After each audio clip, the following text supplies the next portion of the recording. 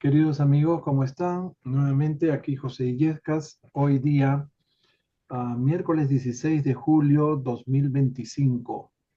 Vamos a iniciar nuestra sesión número 167 de lectura y estudio de la revelación de Urantia.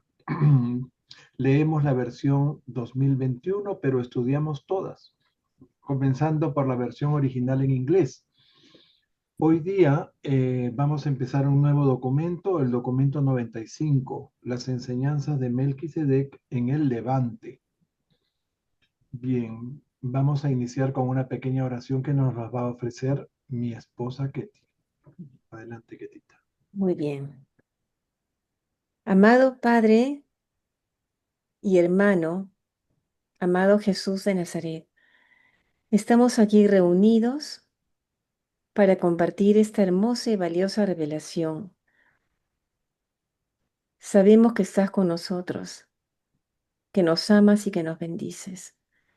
Permite, por favor, que el mensaje de esta revelación trascienda a los corazones de nuestros hermanos y que las guerras lleguen pronto a su fin.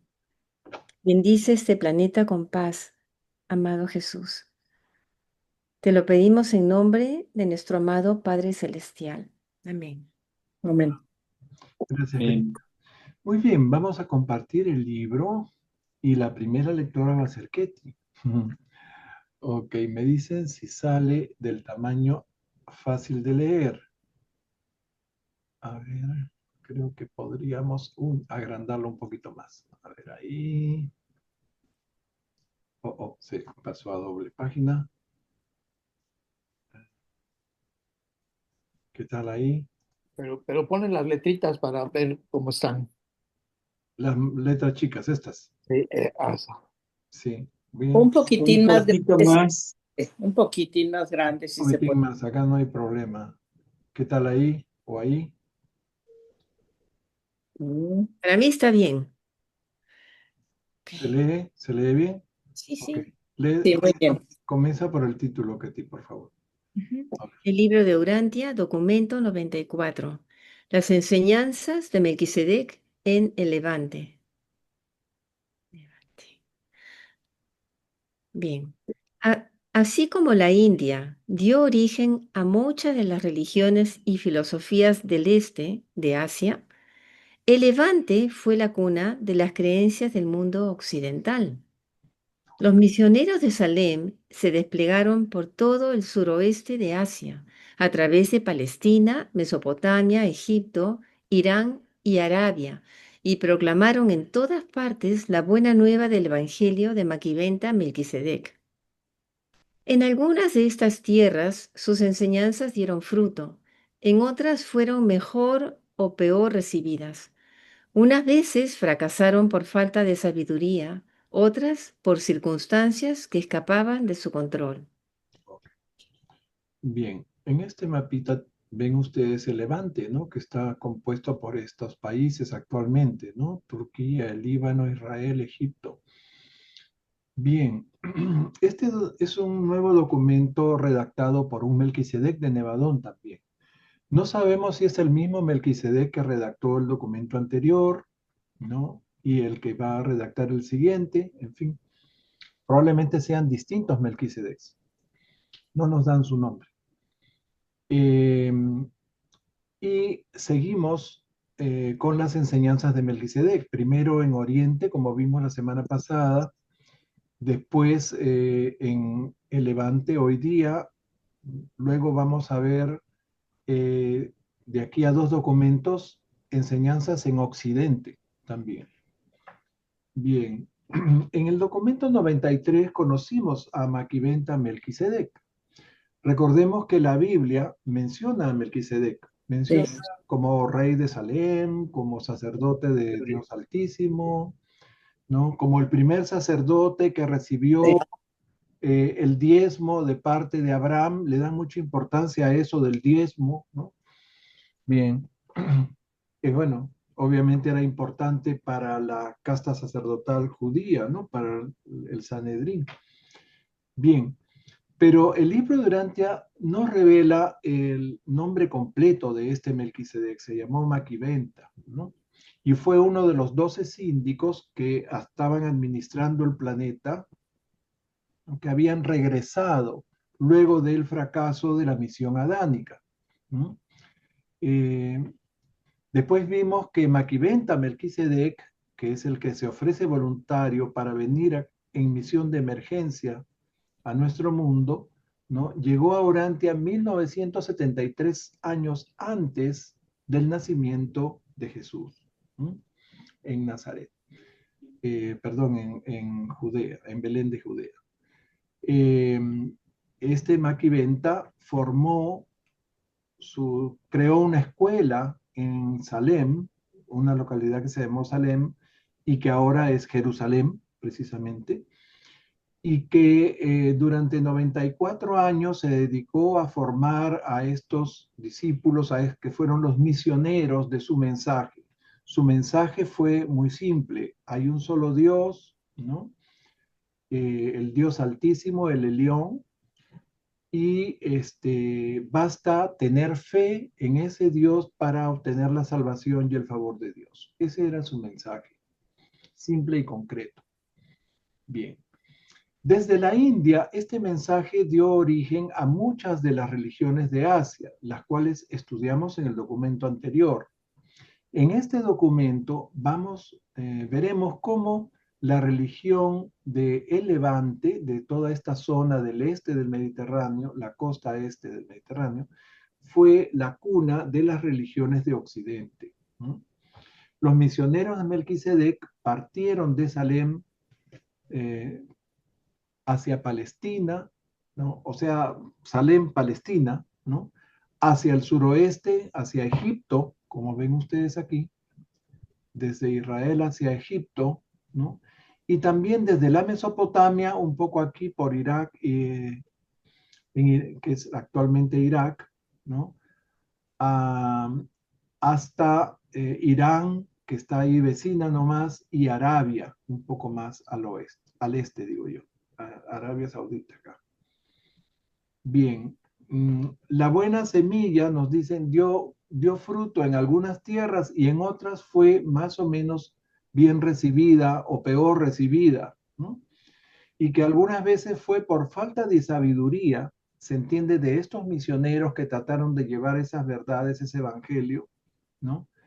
Como veremos más adelante con algunos ejemplos concretos, y otras veces por circunstancias que fueron muy ajenas a su control.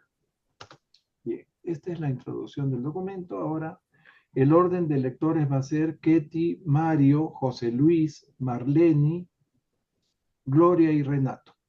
¿Ok? Le tocaría a Mario. La religión de Salem en Mesopotamia.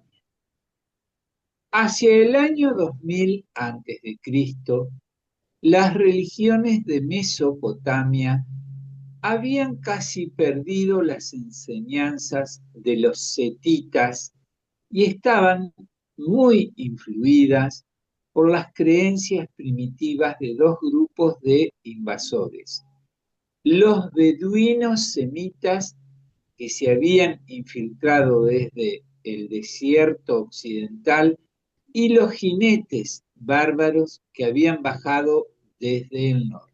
Gracias. Bien, recuerden que los sacerdotes setitas, los de la orden creada por Set era el hijo sobreviviente mayor de Adán y Eva en el segundo jardín. Recuerden, el mayor fue Abel. Bien, Set crea un sacerdocio que englobaba la religión, la salud y la educación. Y esos sacerdotes, esos setitas, se distribuyeron por todo el mundo conocido de entonces, ¿no? Pasaron milenios y vimos que esa orden se fue desvirtuando para luego renacer, y para el año 2000 antes de Cristo se había se había pues perdido casi todo lo bueno que ellos los primeros sacerdotes habían predicado, ¿no? Y en esas circunstancias es que estaba Mesopotamia viviendo una mezcla de creencias provenientes de los beduinos semitas venidos del oeste y también de tribus bárbaras del norte. Bien, José Luis, continúa, por favor. Pero la costumbre de los primeros pueblos adanitas de honrar el séptimo día de la semana no desapareció nunca del todo en Mesopotamia. Aunque en tiempos de Melquisedec el séptimo día era considerado como el de la mala suerte. Estaba cargado de tabúes. Durante ese nefasto séptimo día era ilícito salir de viaje, hacer fuego o cocinar. A su vuelta de Babilonia, los judíos se llevaron a Palestina muchos tabúes mesopotámicos basados en la observancia babilónica del séptimo día, el Sabbat. Miren ustedes, aquí pasó una cosa curiosa con el Sabbat, ¿no? El Sabbat había sido el día bendecido, ¿no? Por Adán, el día que descansó Adán, ¿no? Desde ahí viene, 37.000 años antes. Entonces, esos primeros pueblos adanitas mantenían ese culto, nunca lo perdieron, pero se convirtió en un día de mala suerte, más bien, o un día cargado de tabúes, un día en donde no se podía hacer nada, no se podía trabajar, no se podía salir de viaje más de cierta distancia, ni hacer fuego, ni hacer nada, ¿no? Y eso lo observaban los judíos de una forma súper rígida en la época en que nació Jesús, ¿no? Y Jesús protestó contra eso, ¿no? Le pareció absurdo, ¿no? Porque además no se cumplía tampoco al 100%, ¿no? Como él decía, si se ha perdido tu oveja o si tu oveja cayó a un pozo y es sábado, tienes que rescatarla, aunque sea sábado, ¿no? Bueno, entonces esas cosas habían. Seguimos, Marlene, por favor. Los maestros de Salem contribuyeron mucho a refinar y elevar las religiones de Mesopotamia, pero no pudieron lograr que los diversos pueblos reconocieran a un Dios único de forma permanente. Esta doctrina prevaleció durante más de 150 años y luego fue cediendo el paso gradualmente a la creencia más antigua en una multiplicidad de deidades. Sigue, por favor. Los maestros de Salem redujeron considerablemente el número de dioses de Mesopotamia y en un momento dado consiguieron limitar las deidades principales a 7: Bel, Samas, Nabu, Anu, Ea, Marduk y Sin. En el apogeo de la nueva enseñanza, exaltaron a 3 de estos dioses por encima de los demás y constituyeron la tríada babilónica de Bel, Ea y Anu, los dioses de la tierra, el mar y el cielo. Otras deidades surgieron también en diferentes localidades. Todas ellas evocaban las enseñanzas trinitarias de los anditas y los sumerios y estaban basadas en la creencia de los salemitas en la insignia de los 3 círculos de Melquisedec. Okay. Bien, acá tienen la triada esta. Bien, cuando llegaron los maestros de Salem a Mesopotamia, no lograron que los diversos pueblos aceptaran la creencia de un solo Dios, ¿no? Esa creencia parcialmente aceptada duró unos 150 años para que esos pueblos regresaran al politeísmo, ¿no? En un momento los dioses mesopotámicos se redujeron a 7, ¿no? Que es lo que acaba de mencionar Marlene, y la nueva enseñanza de Salem logró incluso restringirla a solo 3, ¿no? Que se llamó la triada babilónica. Estaba seguro que había puesto acá abajo triada babilónica, ¿no? Y eran Bel, Ea y Anu al centro. Anu era el dios el dios principal, ¿no? Bueno, del mar y el cielo. Ok. Seguimos. Glory, por favor. Sí, los maestros de Salem nunca lograron neutralizar la popularidad de Ishtar, madre de los dioses y espíritu de la fertilidad sexual. El culto a esta diosa, pero los babilonios y sus vecinos nunca renunciaron del todo a sus formas disfrazadas de culto sexual. Era práctica universal en Mesopotamia que toda mujer se sometiera, al menos una vez en su juventud, a relaciones con desconocidos. Se pensaba que era una devoción exigida por Ishtar y se creía que la fertilidad dependía en gran parte de este sacrificio sexual. Miren ustedes, en este párrafo podemos ver lo difícil que resulta ir contra un instinto, como el instinto sexual, ¿no? Y peor aún cuando lo disfrazan de culto o práctica religiosa, ¿no? Con el pretexto de la fertilidad, la cual dependía de la diosa Ishtar, toda mujer joven debía someterse al ultraje sexual, ¿no? Al menos una vez en su juventud. Bien, lee el siguiente también, Glorita, por favor. Claro, la acogida inicial de la doctrina de Melquisedec fue muy positiva hasta que Nabodath, el jefe de la escuela de Kish, decidió lanzar un ataque concertado contra las prácticas de prostitución habituales en los templos. El esfuerzo de los misioneros de Salem por implantar esta reforma social fracasó y en su derrota acarreó el rechazo de todas sus enseñanzas espirituales y filosóficas más importantes. Miren ustedes, esto también es un hecho histórico.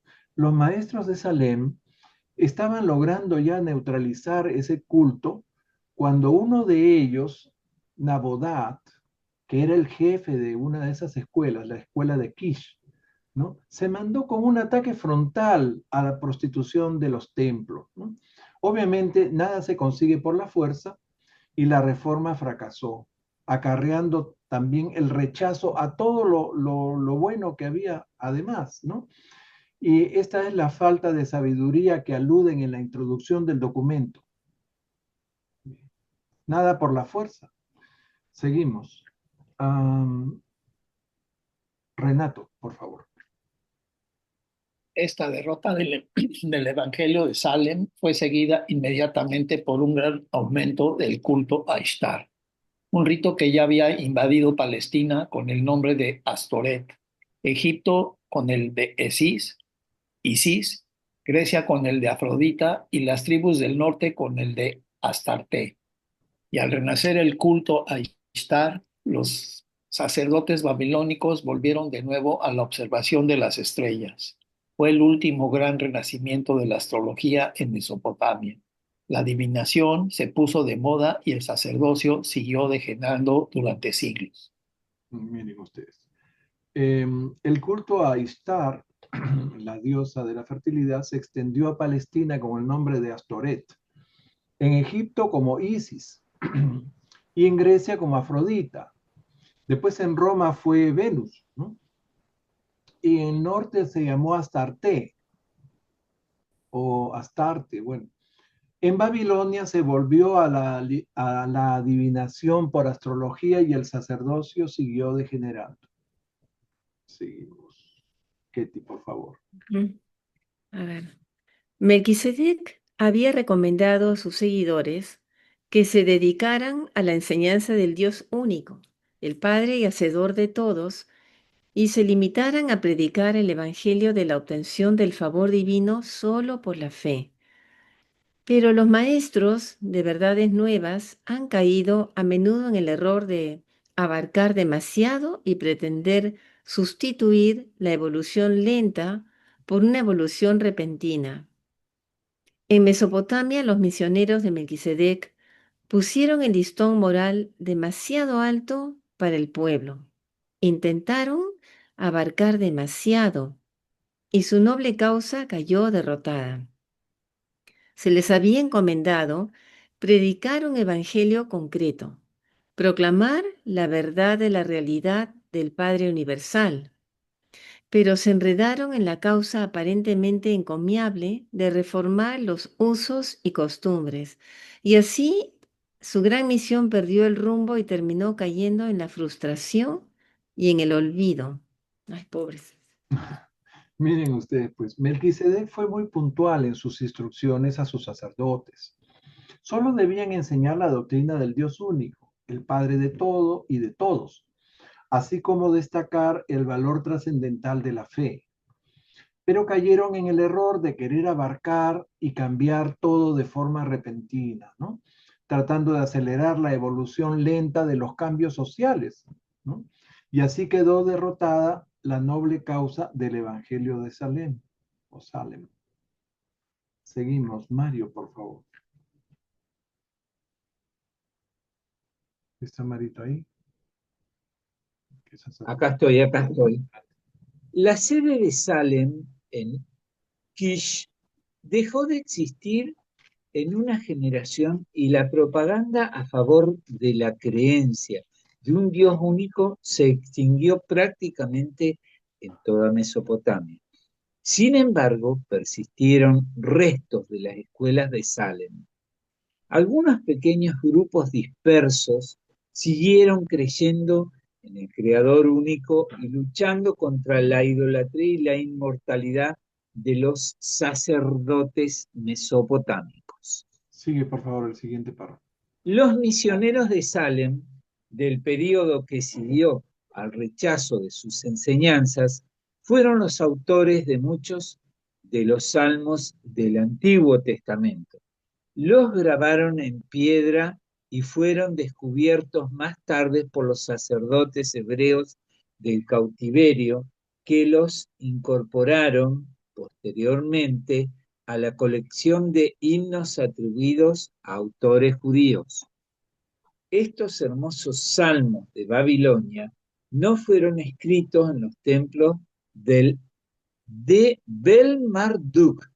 Fueron obras de los descendientes de los primeros misioneros de Salem y contrastan marcadamente con los amasijos mágicos de los sacerdotes babilónicos. El libro de Job es un reflejo bastante bueno de las enseñanzas de la escuela de Salem en Kish y en toda Mesopotamia. Gracias. Gracias a ti. En una generación desapareció la escuela de Kish y la doctrina del Dios único en Mesopotamia quedó restringida a unos pocos grupos dispersos. Estos grupos siguieron luchando contra la idolatría y la inmoralidad de los sacerdotes. Luego del fracaso, los misioneros de Salem se dedicaron a escribir mucho. Escribieron los salmos. Por eso la palabra salmo viene de Salem, ¿ok? Y esos salmos fueron incorporados al Antiguo Testamento.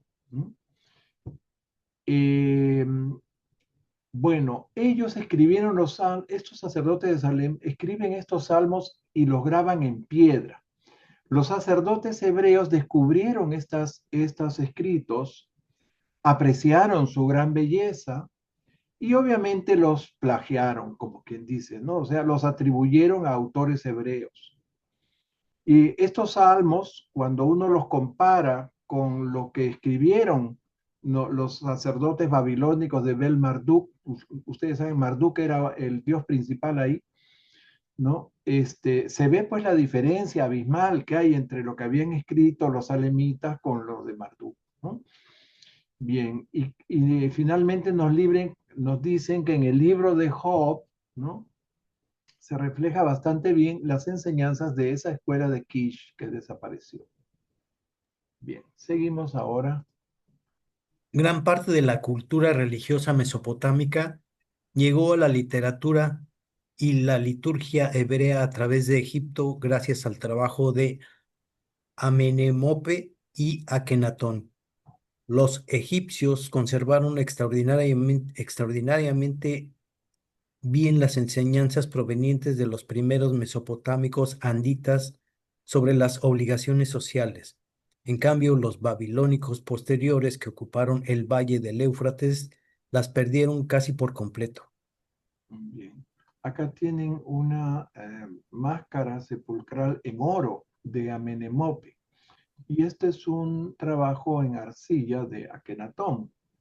Bien. Entonces, nos dicen que los hebreos tomaron gran parte de la cultura religiosa mesopotámica a través de Egipto. gracias al trabajo de estos dos, Amenemope y Akenatón. Bien. A diferencia de los mesopotámicos que dejaron que se perdieran las enseñanzas anditas, los egipcios sí las conservaron, dice maravillosamente bien. Y ahora entramos a la religión egipcia. 2. La primera religión egipcia. Fue en Egipto donde arraigaron más profundamente las enseñanzas de Melquisedec originales y desde allí se difundieron más tarde hacia Europa. La religión evolutiva del Valle del Nilo se enriqueció periódicamente con la llegada de cepas superiores de noditas, adanitas y de los pueblos anditas posteriores del Valle del Éufrates. Cada cierto tiempo, muchos de los administradores civiles de Egipto eran sumerios, del mismo modo que en la India albergaba entonces la mayor mezcla de razas del mundo. Egipto fomentaba el tipo más mezclado de filosofía religiosa existente en Urantia y lo difundió a muchas partes del mundo desde el Valle del Nilo. Los judíos recibieron de los babilonios muchas de sus ideas sobre la creación del mundo, pero el concepto de la divina providencia lo obtuvieron de los egipcios. Sí. Así como la India había sido el lugar con la mayor cantidad de razas y mezclas raciales, así también Egipto fue el país con los tipos más mezclados de filosofía religiosa del mundo de entonces. En Egipto arraigaron mucho las enseñanzas de Melquisedec, pero también recibieron de las cepas superiores de noditas, adanitas y anditas. Egipto también estuvo administrado por sumerios, los descendientes de los noditas, ¿recuerdan? Desde el Valle del Nilo se difundieron las ideas religiosas a muchas partes del mundo. Y por supuesto los judíos tomaron el concepto de la divina providencia precisamente de los egipcios. Seguimos. Glory. Fueron tendencias políticas y morales, más que filosóficas o religiosas, las que hicieron a Egipto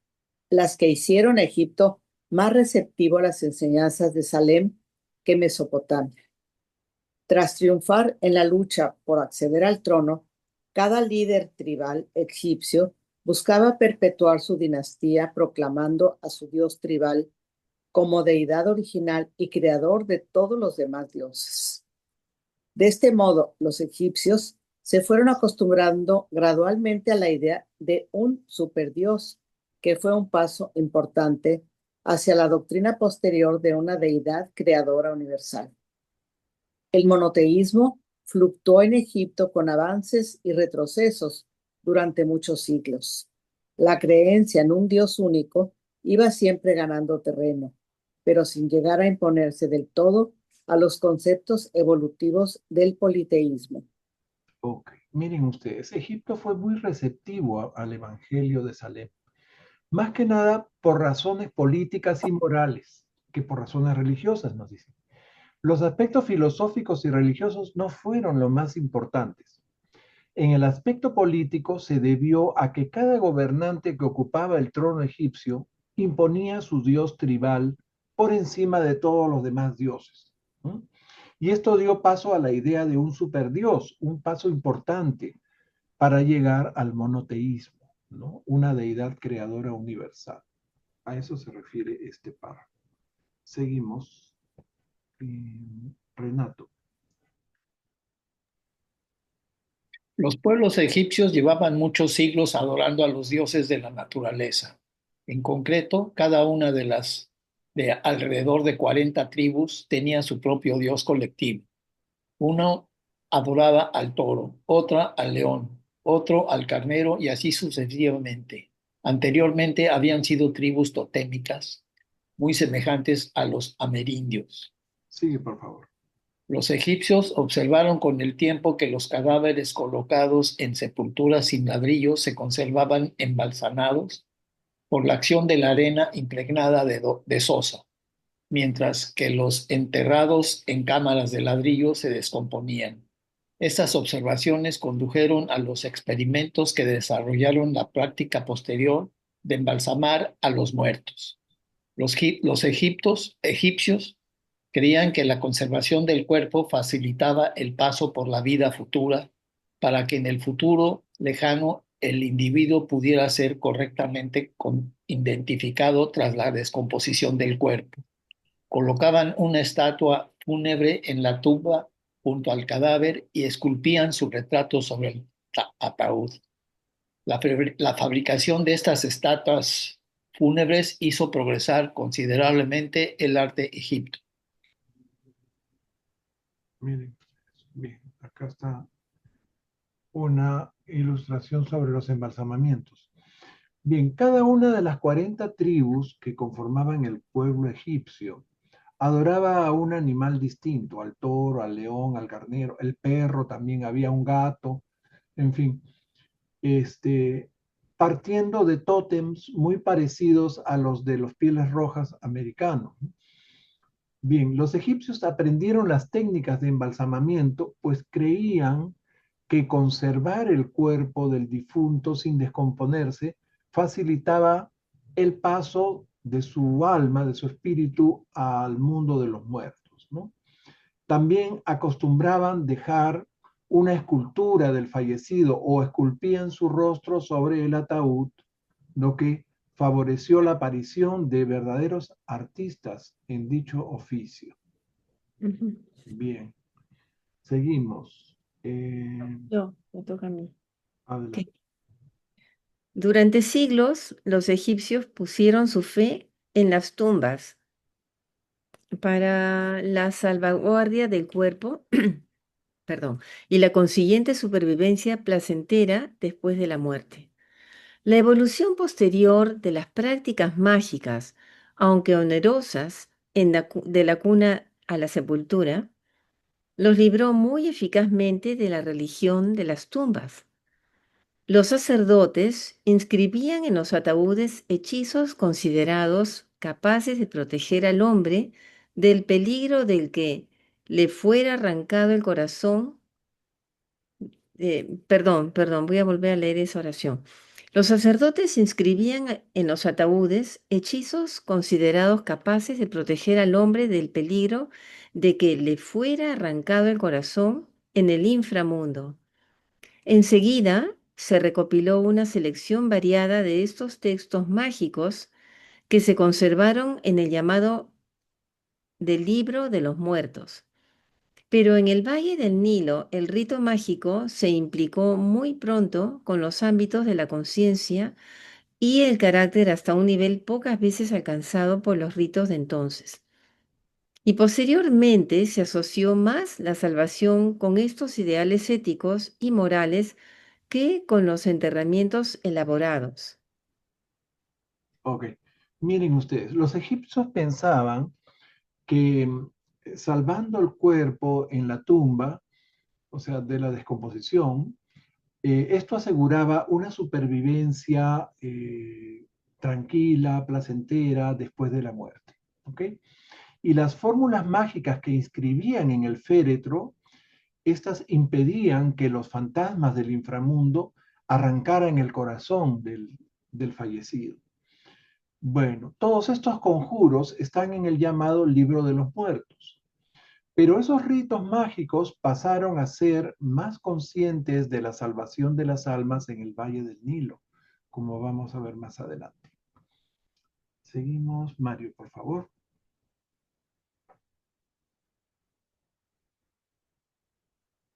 Acá voy. Bueno, un buen ejemplo de las supersticiones de aquellos tiempos era la creencia general en la eficacia de la saliva como agente curativo, una idea que tuvo su origen en Egipto y se difundió desde allí por Arabia y Mesopotamia. En la legendaria batalla de Horus contra Set, el joven dios perdió un ojo, pero tras la derrota de Set, el ojo le fue devuelto por el sabio dios Tot, que escupió sobre la herida y la curó. Gracias. Bien, entonces miren ustedes, la idea de que la saliva tiene efectos curativos viene de Egipto, con esa leyenda de la batalla de Horus con Set, ¿no? Quien recupera su ojo perdido con la saliva de Tot. Bien, seguimos.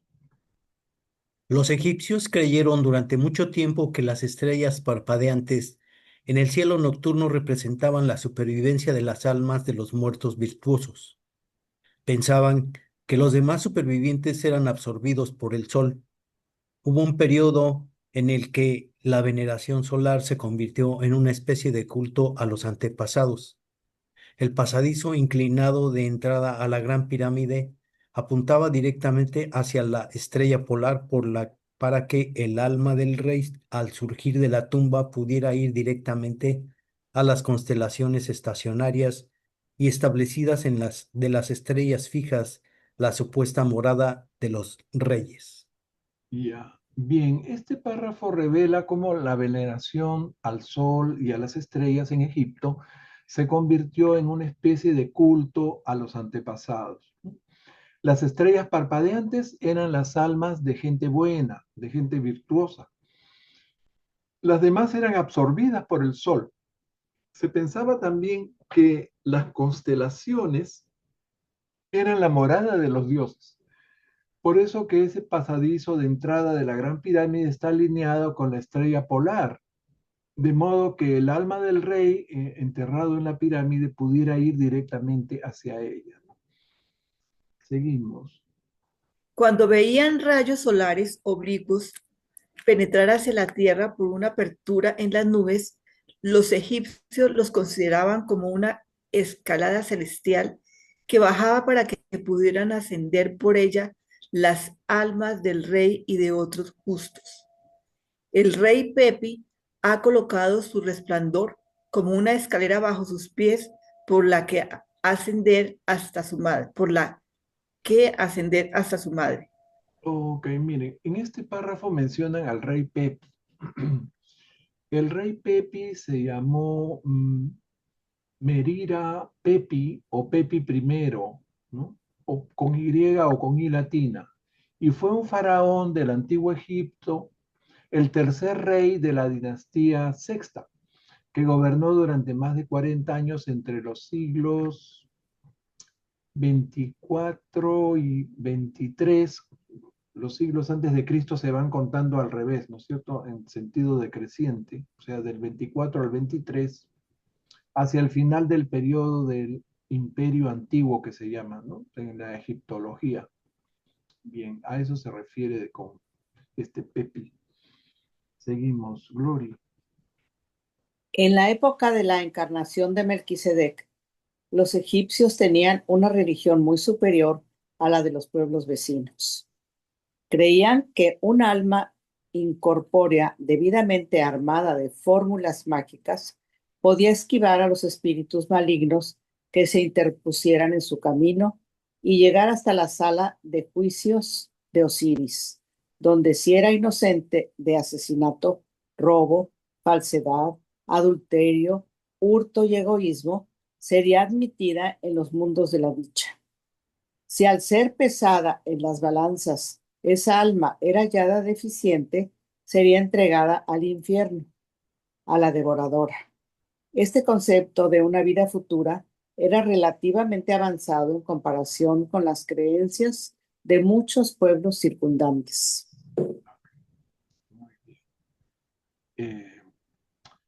Entonces, habíamos visto en el párrafo anterior que ellos pensaban cuando los rayos solares venían así oblicuos por una abertura entre las nubes, eran una escalera al cielo.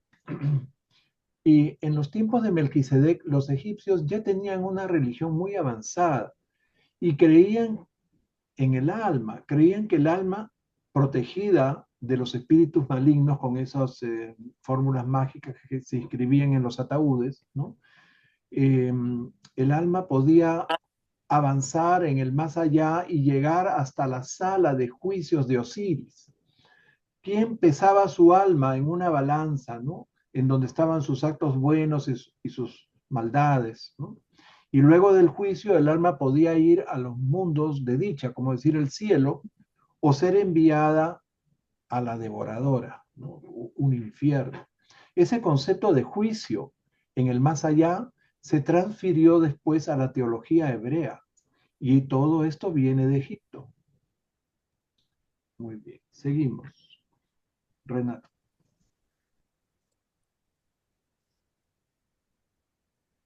El concepto del juicio en el más allá por los pecados de la vida terrenal en la carne se transfirió a la teología hebrea desde Egipto.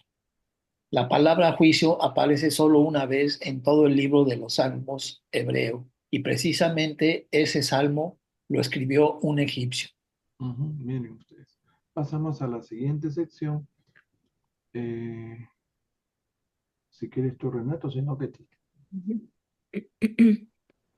3. La evolución de los conceptos morales. Aunque la cultura y la religión de Egipto provenían principalmente de la Mesopotamia andita y se transmitieron en gran medida a las civilizaciones posteriores a través de los hebreos y los griegos, una parte muy importante del idealismo social y ético de los egipcios surgió en el Valle del Nilo de forma puramente evolutiva. Además de importar mucha verdad y mucha cultura de origen andita, Egipto desarrolló una cultura moral mediante un proceso de evolución puramente humano.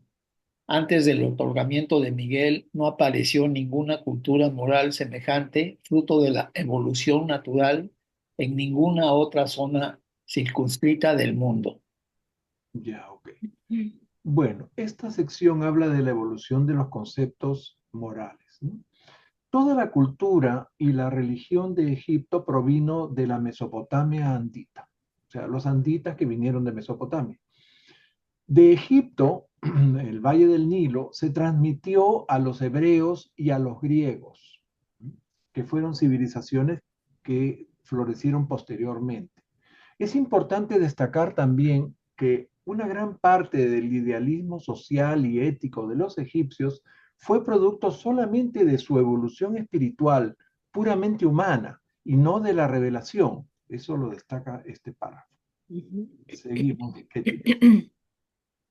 A ver. La evolución moral no depende exclusivamente de la revelación. El hombre puede extraer conceptos morales elevados de su propia experiencia.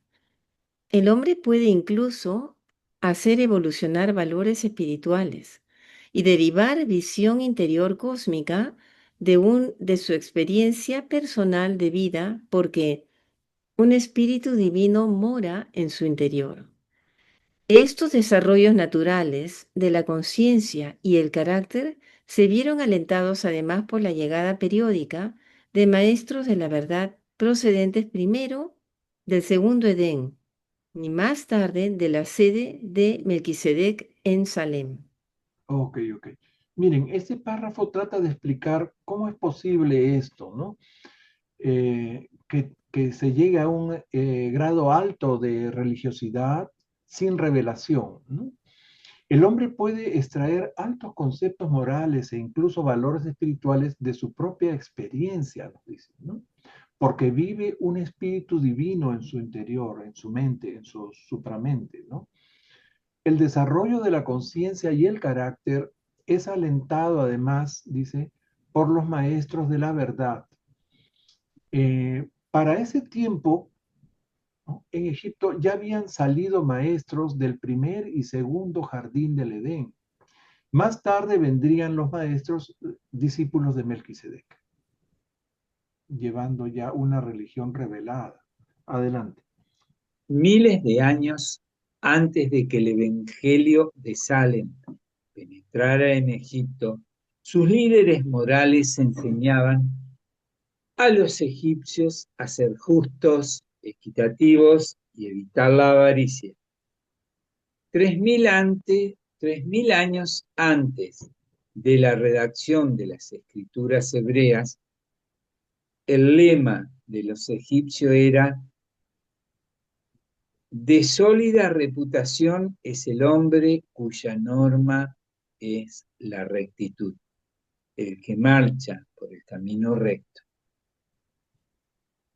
Enseñaban la bondad, la moderación y la discreción. El mensaje de uno de los grandes maestros de estas épocas fueron: hacer lo correcto y tratar a todos con justicia. La tríada egipcia de esta edad era verdad, justicia, rectitud. De todas las religiones puramente humanas de Urantia, ninguno ha superado jamás los ideales sociales y la grandeza moral de este antiguo humanismo del Valle del Nilo. Gracias. Gracias a ti. Miles de años antes de que esos misioneros de Salem llegaran a Egipto, sus grandes líderes morales les habían enseñado a ser justos y equitativos, además de no acaparar riquezas, ¿no? El revelador nos habla de maestros egipcios muy virtuosos que enseñaron a hacer lo correcto, a proceder con justicia ante nuestros semejantes, ¿no? Enseñaron la bondad, la moderación y la discreción. Y la triada egipcia nos mencionan aquí que era verdad, justicia y rectitud. Los egipcios del Valle del Nilo han sido los únicos en alcanzar estos ideales sociales y grandeza moral. Bien, seguimos. En el terreno donde estaban evolucionando estas ideas éticas y estos ideales morales florecieron las doctrinas supervivientes de la religión de Salem. Los conceptos del bien y del mal encontraron pronta respuesta en el corazón de un pueblo que creía que la vida se da a los pacíficos y la muerte a los culpables. El pacífico es aquel que hace lo que se ama. El culpable es aquel que hace lo que se odia. Durante siglos, los habitantes del Valle de Nilo habían vivido según estos criterios éticos y sociales emergentes antes de adoptar los conceptos más tardíos de lo correcto y lo incorrecto, de lo bueno y lo malo. Ok. Los conceptos de lo correcto e incorrecto, así como lo del bien y el mal, florecieron maravillosamente en el corazón del pueblo egipcio. En ellos ya habían evolucionado la ética y la moral. Los misioneros de Salem encontraron tierra fértil en Egipto para proclamar el evangelio de Maquiventa. Los egipcios ya habían sido instruidos en la conciencia, ¿no? que la conciencia era el mandato de Dios, que era la voz de la deidad, ¿no? Esto le habían enseñado sus maestros iniciales, antes de los salemitas, de los misioneros de Salem. Seguimos, Marlene. Adelante, Marlene.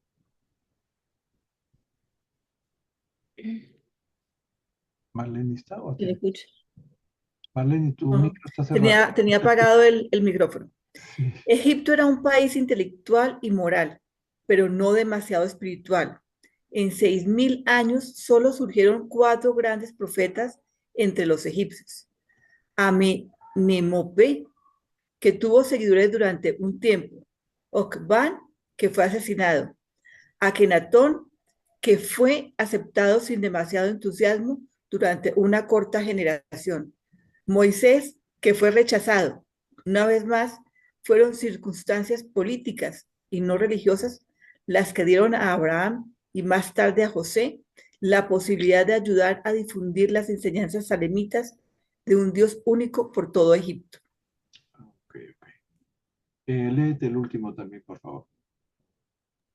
Pero cuando los misioneros de Salem penetraron por primera vez en Egipto, se encontraron con una cultura de alto nivel ético, fruto de la evolución, mezclada con los criterios morales modificados de los inmigrantes mesopotámicos. Aquellos maestros iniciales del Valle del Nilo fueron los primeros en proclamar que la conciencia era el mandato de Dios, la voz de la deidad. Miren ustedes, quizá por esto solo hubieron 4 grandes profetas durante 6.000 años en Egipto, ¿no? Aquí parece que los ángeles de la religión vieron que Egipto era el que menos necesitaba, ¿no? De guías espirituales, en fin. Entonces, primero aparece este Okban que fue asesinado, después Amenemope, que vamos a hablar a continuación, que fue aceptado durante un tiempo. Luego de Amenemope viene Akenatón, que fue aceptado sin mucho entusiasmo durante una corta generación. Parece murió joven Akenatón. Y posteriormente vino Moisés, que fue rechazado. Y como ya se había dicho, fueron circunstancias políticas más que religiosas las que permitieron primero a Abraham y luego a José difundir las enseñanzas del Dios único por todo Egipto. Bien, pasamos a la siguiente sección. Glory. 4. Las enseñanzas de Amenemope. A su debido tiempo, surgió en Egipto un maestro llamado por muchos el Hijo del Hombre y por otros Amenemope. Este vidente exaltó la conciencia hasta convertirla en árbitro supremo de lo bueno y lo malo. Enseñó y proclamó la salvación mediante invocación a la deidad solar. No se te oyó decir que enseñó que los pecados serían castigados. Bien, ok. Lee el siguiente, por favor. Sarcófago de Amenemope. Bien, seguimos. Amenemope enseñó que las riquezas y la fortuna eran un don de Dios. Y este concepto influyó profundamente en la filosofía hebrea que aparecería más tarde. Este noble maestro creía que la conciencia de Dios era el factor determinante de toda conducta, que había que vivir cada momento siendo conscientes de la presencia de Dios y de nuestra responsabilidad hacia Él. Las enseñanzas de este sabio se tradujeron posteriormente al hebreo y se convirtieron en el libro sagrado de ese pueblo, mucho antes de que se escribiera el Antiguo Testamento. La predicación principal de este hombre bueno iba dirigida a instruir a su hijo sobre rectitud y honradez en puestos gubernamentales de responsabilidad. Esos nobles sentimientos de hace tanto tiempo honrarían a cualquier estadista moderno. Miren ustedes. Bien, Amenemope fue llamado Hijo del Hombre antes que a Jesús. Básicamente enseñó a los egipcios 5 cosas, ¿no? Primero, que la conciencia es el árbitro supremo de lo bueno y lo malo, que hay que oír la voz de la conciencia, que los pecados son castigados o serían castigados en su momento, en vida o después de la muerte, que la salvación se consigue invocando a la deidad solar, que las riquezas eran un don de Dios, lo cual influyó mucho en la filosofía hebrea, y finalmente que la conciencia de Dios era el determinante de toda conducta, ¿no? Estas enseñanzas se tradujeron posteriormente al hebreo y se convirtieron en el libro sagrado de los hebreos mucho tiempo antes de que escribieran el Antiguo Testamento. Amenemope predicaba principalmente para que su hijo supiera que la rectitud y la honradez debían ser las cualidades de la gente que ocupara puestos de gobierno de alta responsabilidad. O sea, estaba preparando a su hijo para que gobernara con gente decente. Seguimos. Renato. Este hombre sabio del Nilo enseñó que a las riquezas les crecen alas y salen volando, que todas las cosas terrenales son evanescentes. Su gran oración era: líbrame del miedo. Exhortó a todos a que se apartaran de las palabras de los hombres y se volvieran hacia los actos del Dios. Enseñó en esencia que el hombre propone y Dios dispone. Sus enseñanzas traducidas al hebreo determinaron la filosofía del libro de los Proverbios del Antiguo Testamento. Traducidas al griego dieron color a toda la filosofía religiosa helénica posterior. Filón, el filósofo de Alejandría, poseía un ejemplar del libro de la sabiduría. Miren ustedes cómo nos van contando de dónde vienen estos libros del Pentateuco, ¿no? Todos los libros del Antiguo Testamento, ¿no? Amenemope también enseñó sabiamente que las riquezas son efímeras, así como todas las cosas materiales. Enseñó esa máxima que dice: el hombre propone y Dios dispone. ¿Mm? Que no confiaran en las palabras de los hombres, sino en la providencia, en los actos de Dios. Todas estas enseñanzas se volcaron en el libro de los proverbios hebreos, ¿no? Y obviamente se atribuyó a algún hebreo. También se tradujeron al griego, convirtiéndose en la base de toda la filosofía religiosa helénica, o sea, griega, ¿no? Y Filón de Alejandría poseía un ejemplar de ese libro de la sabiduría que había escrito Amenemope. Seguimos. Renato Ketty. Me toca a mí. Una Ujú. preguntita. Estaba buscando ahorita si Amenemope tenía algún cargo político. Nunca fue faraón, ¿no?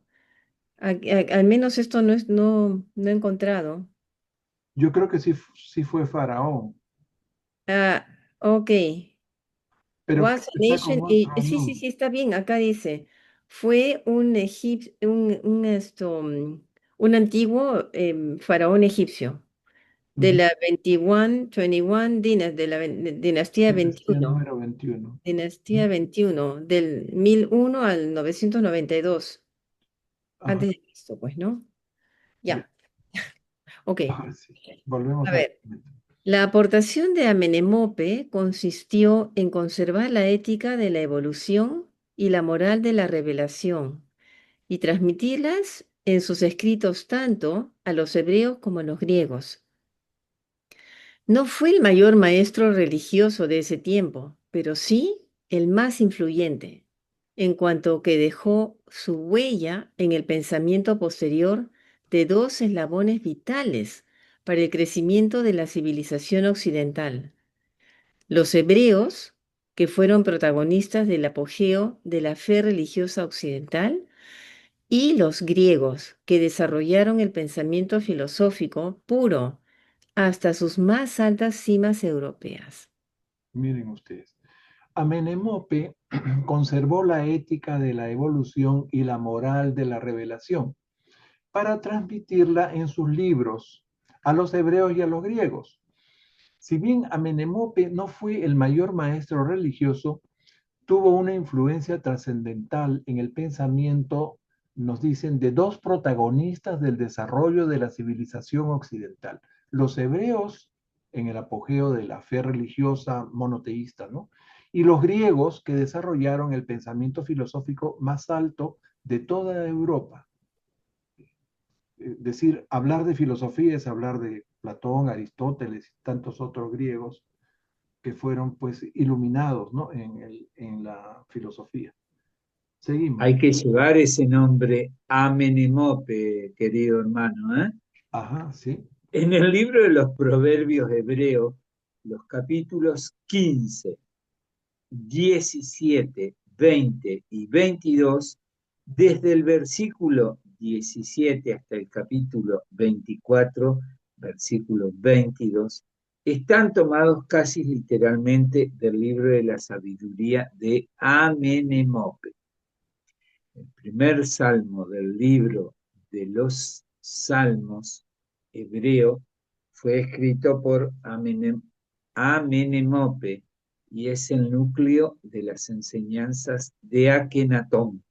Ok. Acá finalmente nos revelan que los capítulos 15, 17, 20, 22, desde el versículo 17 hasta el capítulo 24, versículo 22 del libro de los Proverbios hebreo, han sido tomados del libro de la sabiduría escrito por Amenemope. ¿Ok? Y que el primer salmo del libro de los salmos hebreo fue escrito también por Amenemope y es el núcleo de las enseñanzas de Akenatón que vamos a ver más adelante. Ok, seguimos ahora con el notable. 5. El notable Akenatón. Cuando las enseñanzas de Amenemope iban perdiendo interés para los egipcios, una mujer de la familia real abrazó las enseñanzas de Melquisedec por influencia de un médico salemita egipcio. Esta mujer convenció a su hijo Akenatón, faraón de Egipto, de que aceptara esas doctrinas de un Dios único. Ok, bien, acá tienen a Akenatón y su madre. Su madre se llamaba Tille. Bien. Akenatón también es conocido con el nombre del faraón Amenhotep IV, ¿ok? Hijo de Amenhotep III, que pertenece a la dinastía número 13. Bien, Akenatón fue convencido por su madre, la reina Tille, esposa, como les digo, del faraón Amenhotep III, para que adoptara la doctrina del Dios único, el Elión, ¿no? Y eso fue por un médico salemita que era egipcio. Bien. La reina Tille vivió del 1398 al 1338 antes de Cristo. O sea, vivió 60 años.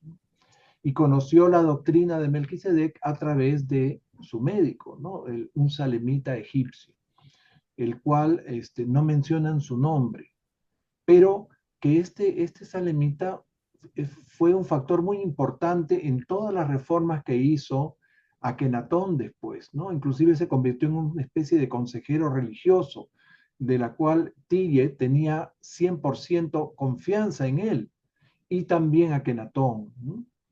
Quien asumió el reinado de Egipto desde muy joven.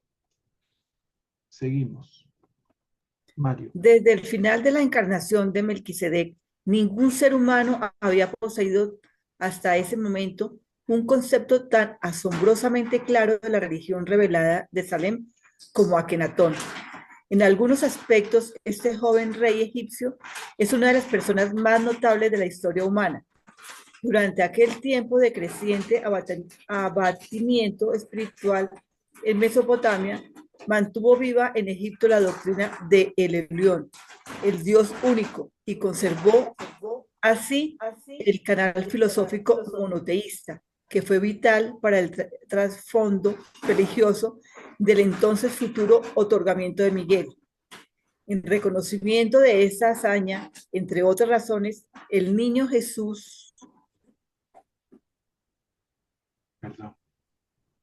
fue llevado a Egipto, donde algunos de los sucesores espirituales de Akenatón lo vieron y pudieron comprender hasta cierto punto algunos aspectos de su misión divina en Urantia. Ok. Miren ustedes. En una época en que Mesopotamia decaía espiritualmente, en Egipto se mantuvo viva la llama del monoteísmo, lo cual fue crucial para la venida de Miguel.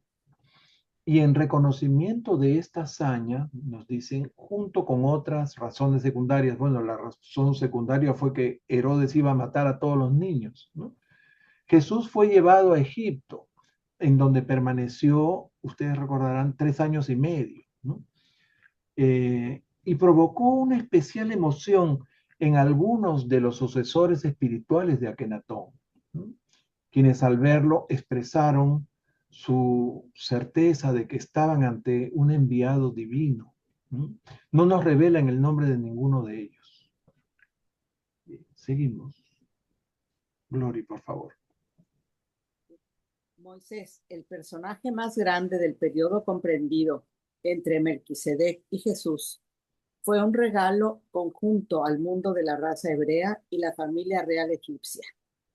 Si Akenatón hubiera poseído la variedad de talentos y la capacidad de Moisés, si hubiera mostrado un genio político comparable a su sorprendente liderazgo religioso, Egipto se habría convertido en la gran nación monoteísta de esa época.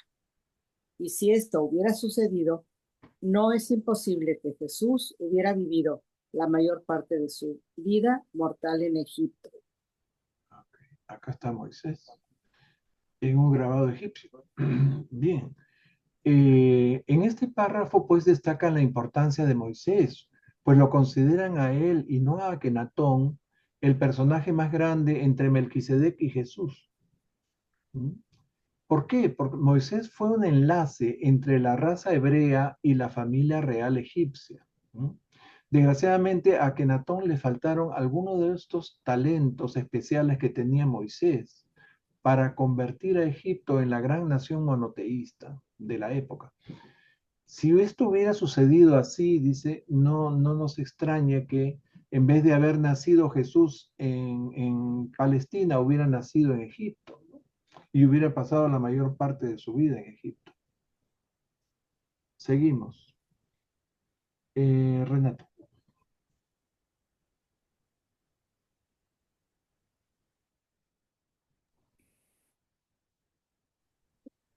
Ningún rey en la historia del mundo ha hecho virar a una nación entera del politeísmo al, al monoteísmo de forma tan metódica como lo hizo este extraordinario Akenatón.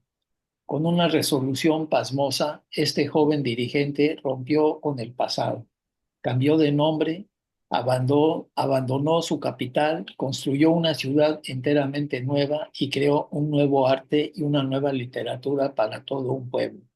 Pero fue demasiado rápido y construyó demasiado, más de lo que podía sobrevivir cuando él ya no estuviera. Por otro lado, no supo asegurar la estabilidad y la prosperidad material de su pueblo. Todo esto se desencadenó una reacción desfavorable contra sus enseñanzas religiosas cuando las avalanchas posteriores de adversidad y opresión se abatieron sobre los egipcios. Ya. Miren, Akenatón logró virar a Egipto del politeísmo al monoteísmo, ¿no? Con una resolución pasmosa, nos dice acá este Melquisedec. No solo cambió su nombre era Amenhotep IV, ¿no?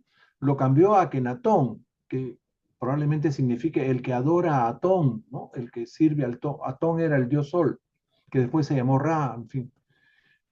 Sino que construyó una nueva capital del reino, ¿no? O sea, se trasladó de Tebas a otra ciudad que la creó completamente nueva, creó también un nuevo arte, creó una nueva literatura, pero sus reformas las hizo demasiado rápido, sacrificando la estabilidad económica y la prosperidad de su pueblo. O sea, parece que vino una crisis después de todas estas reformas tan rápida e intensamente llevadas a cabo, ¿no?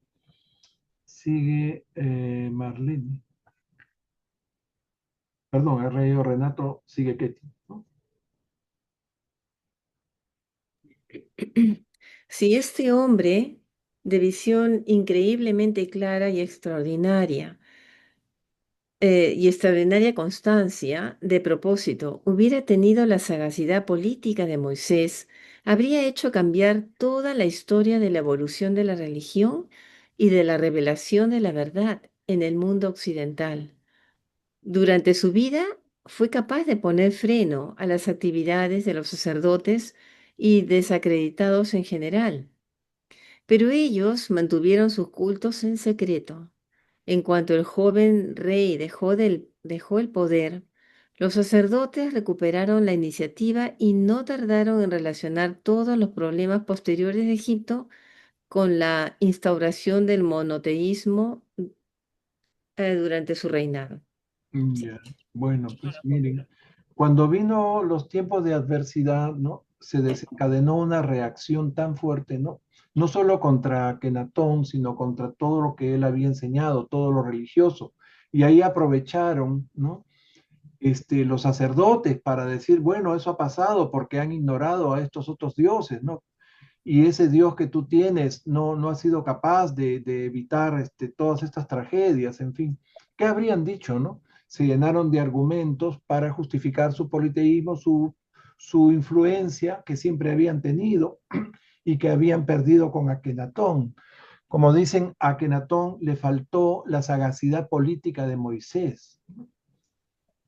Bien, así que la cosa retrocedió. Seguimos. Mario, por favor. Acabamos. Akenatón se propuso con gran acierto establecer el monoteísmo bajo el disfraz del dios Sol. Adoptó esta decisión de abordar la adoración al Padre Universal, absorbiendo a todos los dioses en el culto al Sol por consejo del médico salemita. Akenatón tomó las doctrinas entonces muy difundidas de la religión de Atón, sobre la paternidad y la maternidad de la deidad y creó una religión que reconocía una relación íntima de adoración entre el hombre y Dios. Yes. Miren, el monoteísmo que impuso a Akenatón lo disfrazó un poco del dios Sol, ¿no? Que era ya un culto que se practicaba. ¿No? Y él decía, Atón, el dios Sol, es el principal dios que absorbe a todos los demás dioses, ¿no? Y eso fue una sugerencia de ese médico salemita que les decía que primero había convencido a la mamá, a la madre de Akenatón, y que se convirtió en una especie de ayudante o de asesor espiritual, ¿no? O religioso. Bien. Entonces esa estrategia era para pasar del culto al dios Sol al dios único, el creador mismo de Atón y de todos los demás dioses, ¿ok? Como vamos a ver un poco más adelante. Esa era la idea.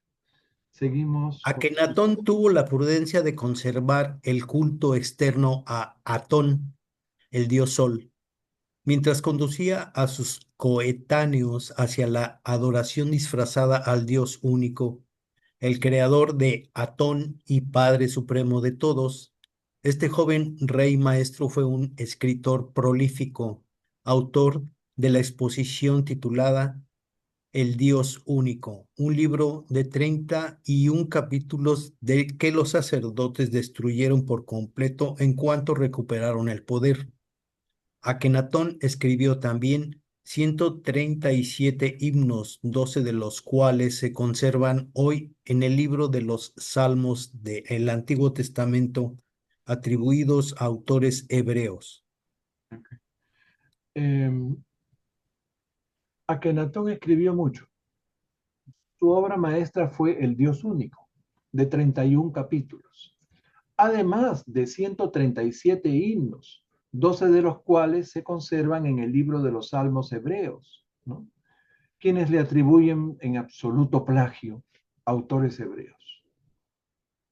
Así son los hebreos, bueno, como los describen acá, ¿no? La palabra suprema de la religión de Akenatón en la vida diaria era la rectitud y amplió rápidamente el concepto de la acción recta hasta abarcar tanto la ética internacional como la nacional.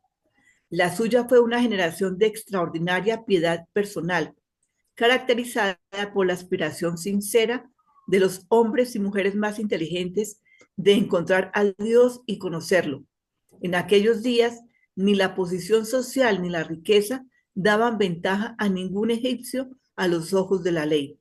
La vida de familia de Egipto contribuyó a conservar y aumentar la cultura moral y fue el modelo que inspiró más tarde la admirable vida de familia de los judíos en Palestina. Okay. La religión de Akenatón se basó en la rectitud, en la acción recta. Su generación fue extremadamente piadosa. Los hombres y las mujeres más inteligentes anhelaban sinceramente encontrar a Dios y conocerlo. La familia contribuyó mucho a eso, como modelo de cultura moral. Y ese modelo fue tomado por los judíos en Palestina. Ustedes recordarán que a la venida de Jesús, la vida de familia en Palestina era admirable, ¿no? Todas las familias estaban muy bien constituidas. Eso es una cosa muy buena. Seguimos. Glory. La debilidad fatal del Evangelio de Akenatón radicaba en su verdad más grande, la enseñanza de que Atón no era solo el creador de Egipto, sino también del mundo entero, hombres y bestias, y de todas las tierras extranjeras, incluso Siria y Cush, además de esta tierra de Egipto. Entre comillas, él pone a todos en su lugar y satisface las necesidades de todos. Cierro comillas. Estos conceptos de la deidad eran elevados y sublimes, pero no eran nacionalistas.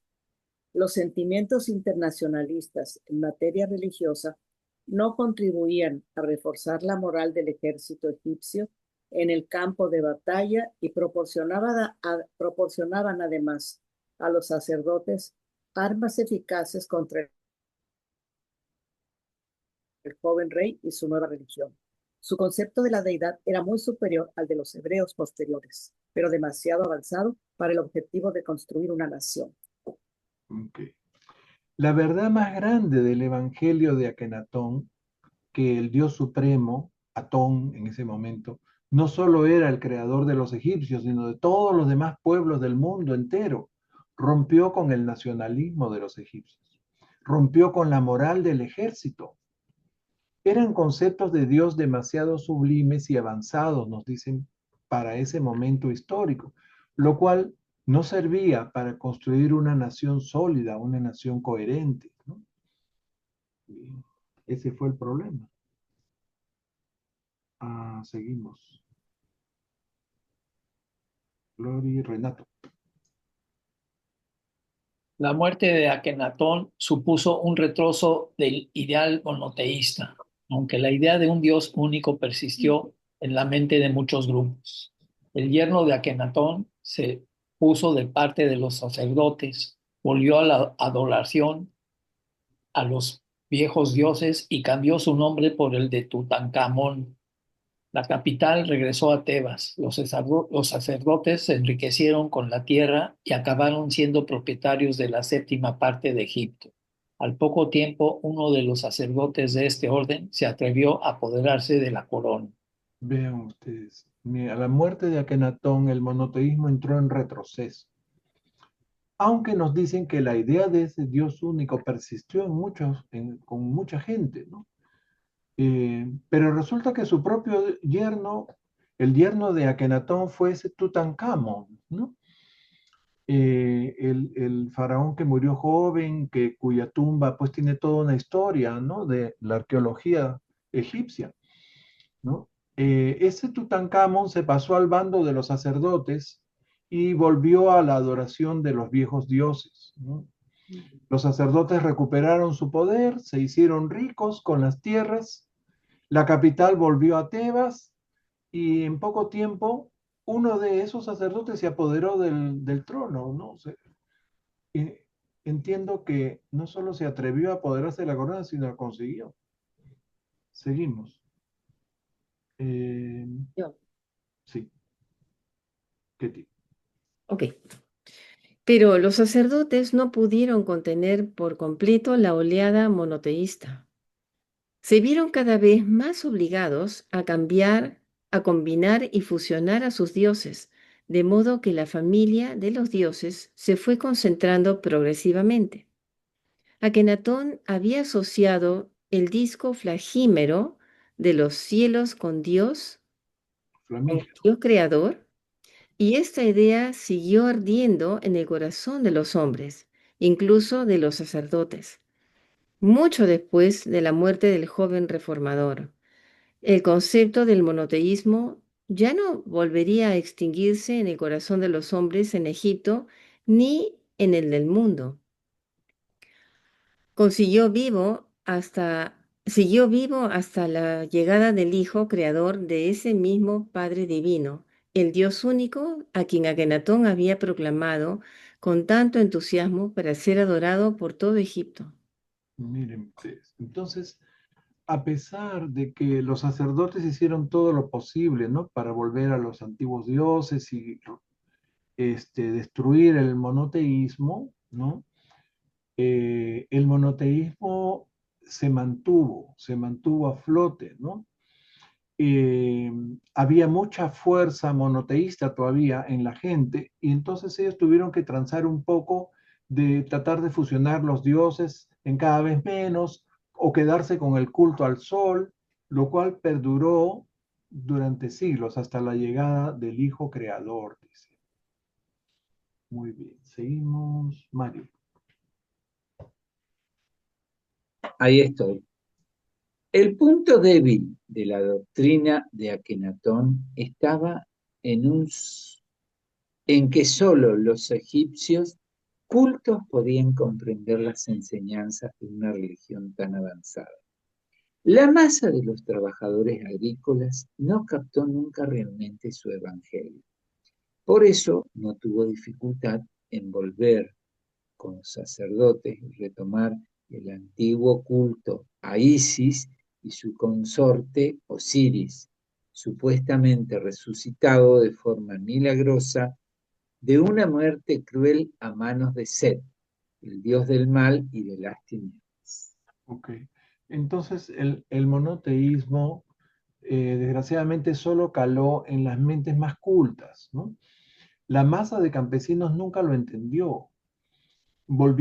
Ellos volvieron al culto de Isis, de su consorte Osiris, que habría sido resucitado luego de ser muerto por Set, el dios del mal y las tinieblas. Lo dice. Primero le sacó el ojo, después le devolvieron el ojo y después creo que al final lo mata. Pero es toda esa mitología egipcia se relaciona con el cambio que hay a fin de año de el solsticio, ¿no? Cuando los días empiezan, o sea, el sol predomina sobre la oscuridad. No sé si han leído algo al respecto. Bueno, es un poco de astrología y un poco de mitología juntas. Ok, seguimos. La enseñanza de que todos los hombres podían alcanzar la inmortalidad era demasiado avanzada para los egipcios. La promesa de una resurrección estaba reservada a los reyes y a los ricos. Por eso embalsamaban y conservaban tan cuidadosamente sus cuerpos en las tumbas para el día del juicio. Pero al final acabó prevaleciendo la democracia de la salvación y la resurrección, tal como lo había enseñado Akenatón, incluso hasta el punto de que los egipcios creyeron más tarde en la supervivencia de los animales. Miren ustedes, entonces esos conceptos de inmortalidad y de resurrección no se aceptaba para cualquier mortal, solo los reyes, los nobles y los ricos, quienes podían embalsamarse, parece que embalsamarse era muy, muy costoso, ¿no? Y conservarse en sus tumbas, pero con el tiempo prevaleció la idea de la salvación para todos, ¿no? ¿Por qué solo los ricos? Todos tenemos el mismo derecho. Incluso llegaron a pensar que hasta los animales podían lograr la inmortalidad. Se fueron al otro extremo. Ok, estamos terminando esta A parte. pesar del aparente fracaso de este dirigente egipcio en su afán por imponer a su pueblo la adoración al Dios único, cabe dejar constancia de que las repercusiones de su labor perduraron durante siglos, tanto en Palestina como en Grecia. Egipto se convirtió así en el agente de transmisión de la cultura evolutiva del Nilo, combinada con la religión revelativa del Éufrates a todos los pueblos posteriores de Occidente. La gloria de esta gran era de desarrollo moral y crecimiento espiritual del Valle del Nilo estaba en franca decadencia alrededor de la época en que comenzaba a desarrollarse la vida nacional de los hebreos. A su salida de Egipto, esos beduinos se llevaron consigo una parte importante de estas enseñanzas y perpetuaron muchas de las doctrinas de Akenatón en su religión racial. Ok. Entonces, miren ustedes, esta adoración al Dios único perduró durante siglos en Palestina y en Grecia, ¿no? A lo cual se sumó la religión revelada que vino del Éufrates, ¿no? Con los anditas. Bien, entramos a la siguiente sesión. Hay una manito acá, creo que es Gloria. Adelante, Gloria. Sí. Gloria, Pepe, una pregunta. Digo, ahorita se me ocurrió. ¿En alguna forma tuvo que ser alguna influencia, por ejemplo, esa adoración al sol aquí en las culturas de nosotros, de los incas, de los aztecas y de todos los que, que digo, todas las civilizaciones que después se desarrollaron en, aquí en nuestro continente? Ujú. Yo creo que sí, yo creo que sí. Eh, esta idea de la adoración al sol vino a América con los anditas, ¿no? Que vinieron por la Polinesia, desembarcaron, hicieron su centro en la isla de Pascua y de ahí vinieron a América del Sur y de ahí se fueron extendiendo, ¿no? Este, sí, yo creo que una de las deidades eh, más importantes y más constantes en casi todas las civilizaciones ha sido adorar al sol, como Sí, sucedió con los aztecas y con los incas. ok. Gracias, Pepe. Creo que me toca a mí la lectura, ¿verdad? Adelante, sí. 6. Las doctrinas de Salem en Irán. Algunos de los misioneros de Melquisedec atravesaron Mesopotamia desde Palestina hasta llegar a la gran meseta iraní, donde los maestros de Salem progresaron con éxito durante más de 500 años. Cuando la nación entera empezaba a inclinarse hacia la religión de Melquisedec, un cambio de gobierno desencadenó una persecución implacable que acabó prácticamente con las enseñanzas monoteístas del culto de Salem. La doctrina de la alianza abrahámica estuvo a punto de extinguirse en Persia, hasta que en el marco del gran renacimiento moral del siglo VI a.C., apareció Zoroastro para avivar los rescoldos humeantes del Evangelio de Salem. Bien, acá tienen ustedes a Zoroastro y este era la deidad, ¿no? Ahura Mazda. Seguimos. Renato. Este fundador de una nueva religión era un joven viril y aventurero que en su primer peregrinaje a Ur de Mesopotamia oyó hablar de las tradiciones de la rebelión de Caligacia y de Lucifer, junto con otras muchas tradiciones. Todas ellas causaron una profunda impresión en su naturaleza religiosa. Durante su estancia en Ur, tuvo un sueño que le impulsó a volver a su tierra del norte para dedicarse a reformar la religión de su pueblo. Había hecho suya la idea hebraica de un Dios de justicia, el concepto mosaico de la divinidad. Tenía muy clara la idea de un Dios supremo y catalogó a todos los demás dioses como diablos. Los relegó a la categoría de los demonios de los que había oído hablar en Mesopotamia.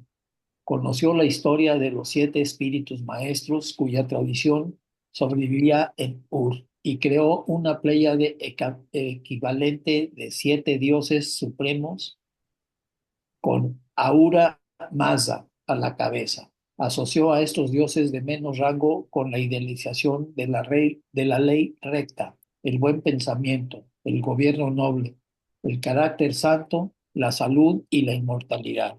Bien, eso era la religión que funda Zoroastro, ¿no?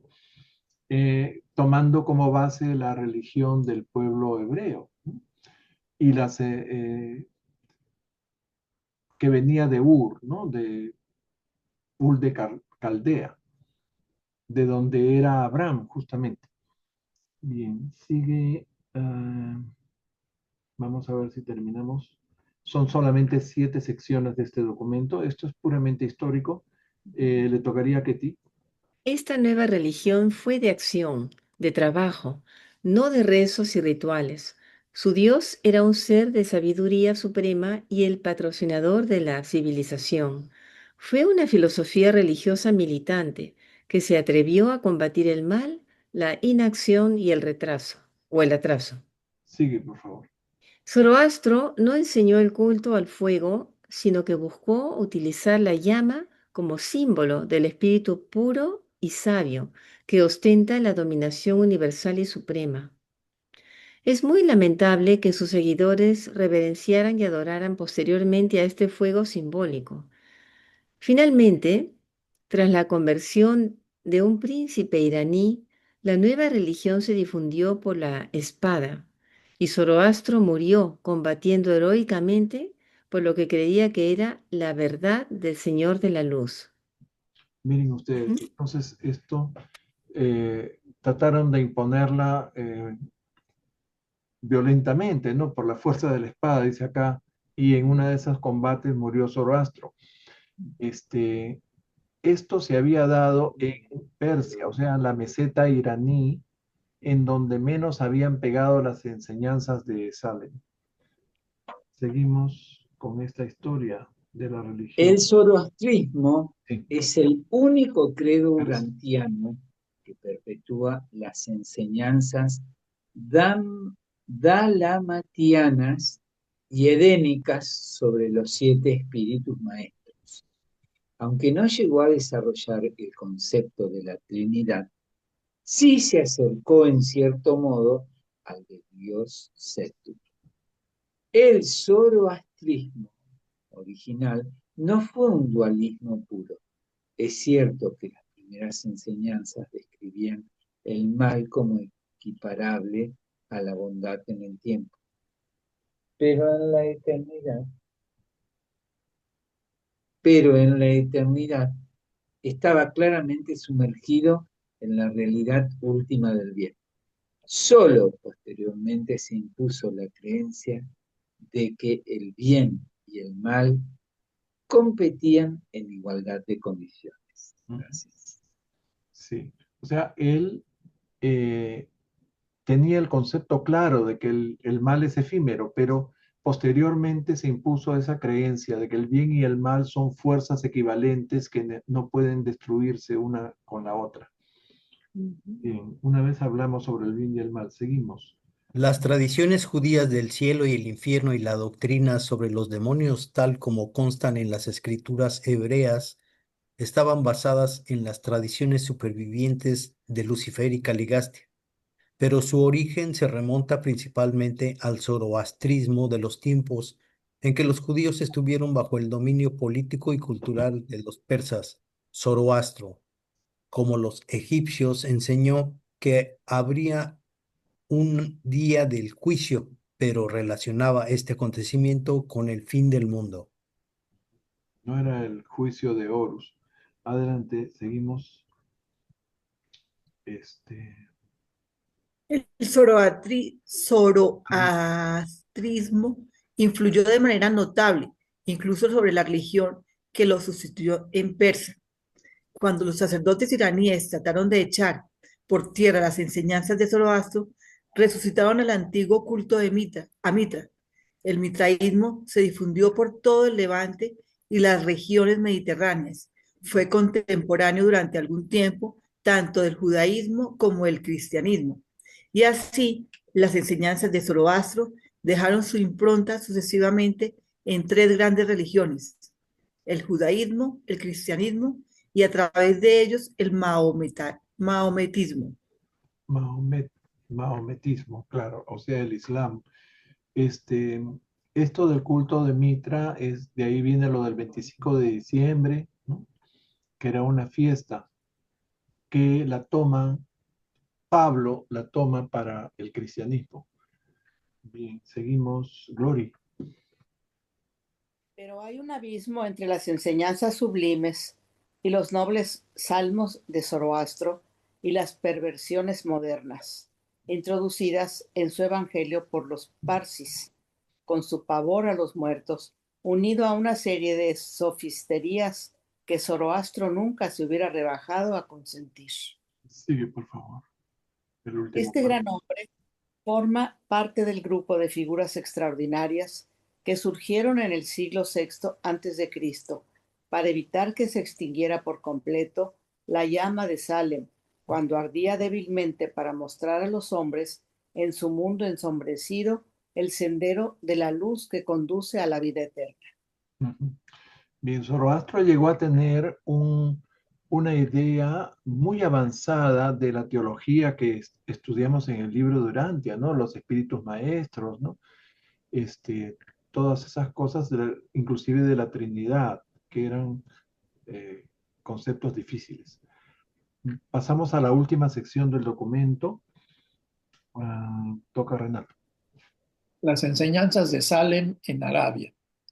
Las enseñanzas del Melquisedec sobre el Dios único se establecieron en el desierto árabe en una fecha relativamente reciente, igual que en Grecia. Los misioneros de Salem fracasaron en Arabia porque interpretaron mal las instrucciones de Maquiventa sobre el exceso de organización. En cambio, su labor no se vio obstaculizada por la forma en que interpretaron su advertencia contra todo intento de difundir el Evangelio por la fuerza militar o la coacción civil. Seguimos. Ketty. En ninguna parte, ni siquiera en China ni en Roma, fracasaron tan rotundamente las enseñanzas de Melquisedec como en esta región desértica, tan próxima a Salem.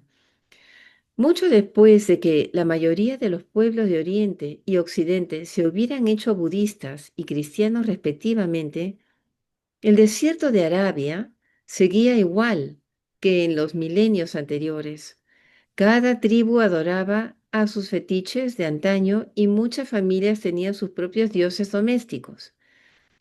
La lucha entre la Ishtar babilónica, el Yahvé hebreo, la Ahura iraní y el Padre cristiano del Señor Jesucristo se prolongó durante mucho tiempo y ninguno de estos conceptos logró superar nunca a los demás. Quizás porque eran tribus nómades, ¿no? No estaban establecidas en un solo sitio. Entonces tomaron un poco de todas las religiones. Seguimos. Mario. Aquí vamos, me cuesta desconectar el mic. Dispersos por toda Arabia, había familias y clanes que conservaban una idea difusa del Dios único.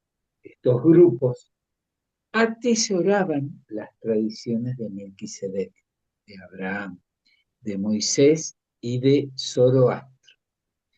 En muchos centros, el evangelio jesuciano hubiera podido ser bien recibido, pero los misioneros cristianos de la región del desierto eran un colectivo austero e inflexible, en contraste con los misioneros innovadores y dialogantes que actuaron en los países mediterráneos.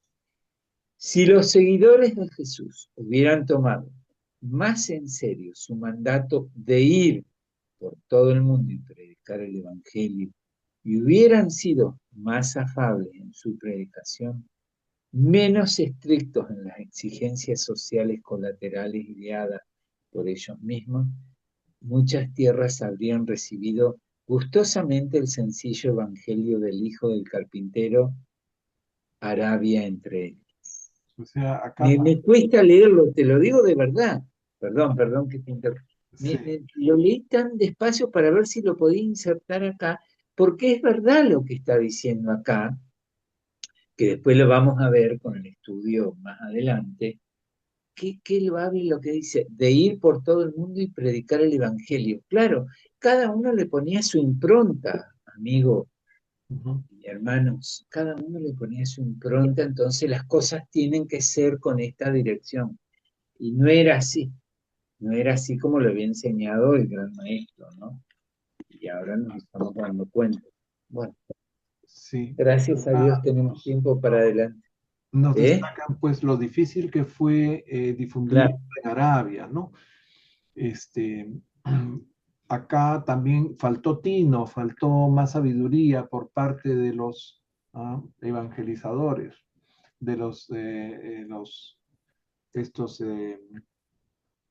discípulos de Melquisedec, ¿no? Como dice al principio del documento, que no supieron entender a la población a la cual se dirigían, ¿no? Para dar el mensaje, o quisieron imponer las cosas o tratar de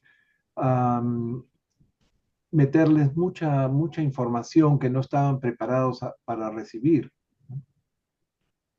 Entonces eso pasó en muchos sitios y entre ellos el desierto de Arabia.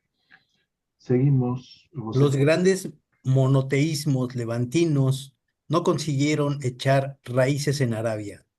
Y sin embargo, esta tierra desértica fue capaz de producir una fe menos exigente que sus requisitos sociales, pero también monoteísta. Ya sabemos a cuál fe se refieren. Continúa. Las creencias primitivas y desorganizadas del desierto compartían un factor de naturaleza tribal, racial o nacional. El respeto peculiar y generalizado que casi todas las tribus árabes estaban dispuestas a rendir a cierto fetiche de piedra negra situado en cierto templo de la Meca. Este punto común de contacto y veneración condujo posteriormente a la instauración de la religión islámica.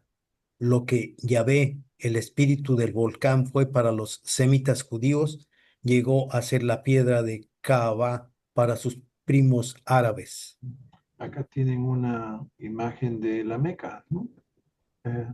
Acá hay un peregrinaje que hacen todos los musulmanes, por lo menos una vez en su vida deben ir a la Meca y ver la Kaaba. Aquí me toca Gloria a Cristo. Marlene. La, for- Marlene. la fortaleza del Islam ha sido su presentación inequívoca y bien definida de Alá como la sola y única deidad. Su debilidad radica en su promulgación vinculada a la fuerza militar junto con su degradación de la mujer, pero se ha mantenido firme en su presentación de la deidad única universal de todos, que conoce lo invisible y lo visible. Él es el misericordioso y el compasivo. Dios es verdaderamente abundante en bondad hacia todos los hombres. Y cuando estoy enfermo, es Él quien me sana. Pues siempre que tres se reúnen para hablar, Dios está presente y es el cuarto. Pues ¿acaso no es el primero y el último y también el visto y el oculto? Así es. Entonces, Presentado por un Melquisedec de Nevadón. gracias, gracias. Acá definen cuál es esa fortaleza que tiene el Islam y cómo, qué bien pegó, ¿no?, en los pueblos árabes. Bien, amigos, con esto hemos terminado este documento que no es muy largo, pero está concentrado de información muy interesante. Y nuevamente les doy las gracias por estar aquí presentes en la sesión, así como A vos. en el canal. Y será hasta el próximo miércoles, Dios mediante, para continuar con el estudio del libro. Adiós y a vos. Dios bendiga a todos. Bendiciones. Adiós. Semana. Adiós, adiós. Chao, Ketty. Chao, chao, Aníbal.